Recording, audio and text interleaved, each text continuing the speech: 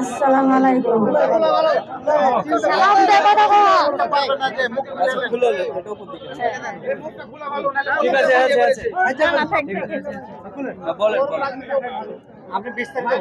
আসসালামু আলাইকুম।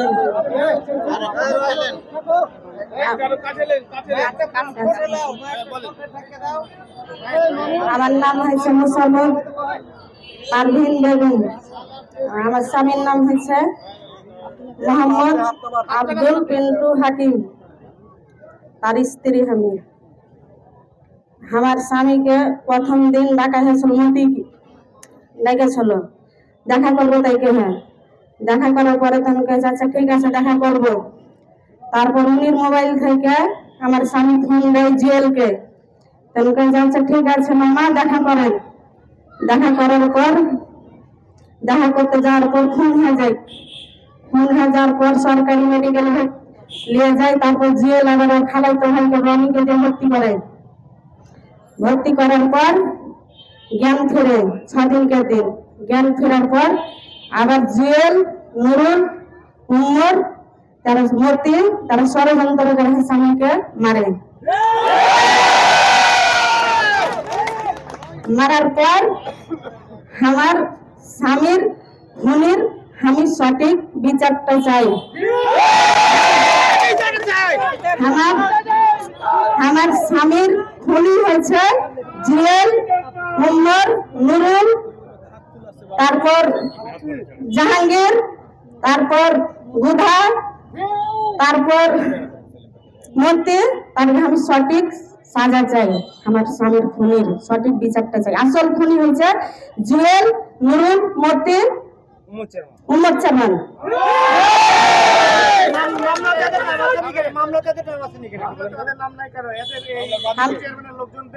বাদী সভাপতি উমর, তারপরে হাতে বাদী করেনি জুয়েল আর নুরুল।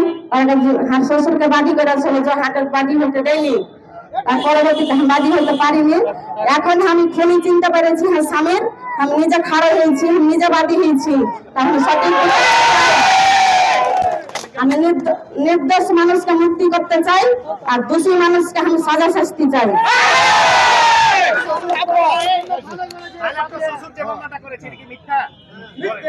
শ্বশুর মামলা করছে মিথ্যা। শ্বশুর বলছে কুচ্চা দেখা বলেছে আমার বউ মাথা পাগলা হয়ে গেছে। আমার বউ মিজানের সুতে পাল্লে গেছে, চেয়ারম্যানের সুতে পাল্লে গেছে, বিভিন্ন রকমের কুচ্চা গাইছে। হ্যাঁ, তার বিরুদ্ধে আমি খুনির বিরুদ্ধে দাঁড়াইছি, আমার স্বামীর বিরুদ্ধে আমি দাঁড়াইছি। আমার স্বামীর খুনি আমি ধরবো, আমি খুনি দেখতে চাই, তার খুনি চাই। তার জন্য আমার শ্বশুর বিভিন্ন রকমের কথা তুলছে, কুচ্চা গাইছে। আমার এটা সব মিথ্যা মামলা। আমার মাথা পাগলা কি আমার কি আপনারা সব দেখতে তো পারছেন, আমি কথা বলছি। আমাকে বাড়ি থেকে বাহির করে আমার গেটে তালা মেরে দিয়েছে। আমি এই বাদী হয়ে দাঁড়াইছি, তার লাগে আমার গেটে তালা মেরে দিয়েছে। তাকে উঠতে দিব না তা বলা হয়েছে, আমার গেটে তালা মারা আছে এখনো।